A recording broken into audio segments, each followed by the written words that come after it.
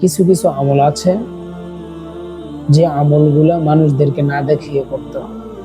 আমরা নামাজ পড়ছি, অনেক মানুষ আমাদেরকে দেখতেছে, আমরা দান সদাকা করতেছি, সকল মানুষ দেখতেছে, শুনতেছে। আচ্ছা, আমাদের এই আমলগুলা কি কবুল হবে? এটা আল্লাহ তাআলা ভালো জানেন।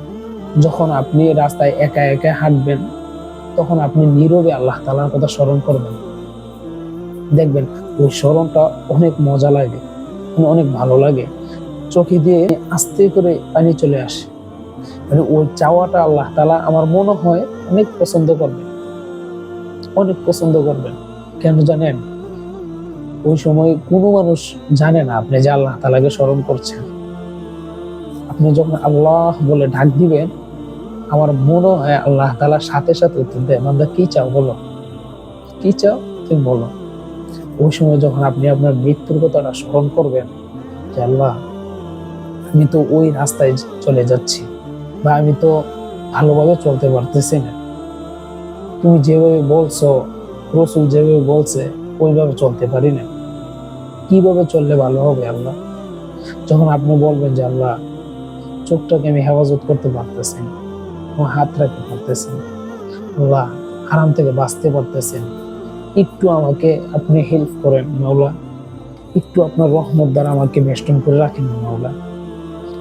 আপনি বলতেছেন, মনে মনে মনে হচ্ছে যে আল্লাহ তাআলা আপনাকে সাথে সাথে দিয়ে দিতেছে।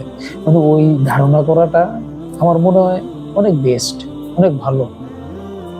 এভাবে আপনি যখন একান্তভাবে চিন্তা ফিকির করবেন, দেখবেন আপনার চোখ দিয়ে অঝরে পানি চলে আসবে। আপনি সহজে, একেবারে সহজে আল্লাহ তাআলার নিকটে চলে যেতে পারবেন, একেবারে। দুনিয়ার যে মানুষ, তাদেরকে আপনার কিছুই মনে হবে না।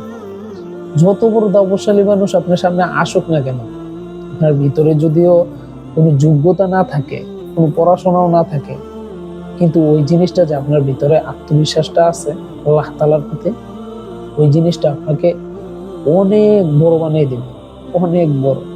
একটু ফিকির করে দেখেন, কয়েকদিন কয়েকদিন ফিকির করেন, দেখবেন আপনার আত্মাটা কেমন যেন পরিষ্কার হয়ে গেছে, একবার পরিষ্কার হয়ে গেছে। আপনি নিজে নিজে উপলব্ধি করতে পারবেন।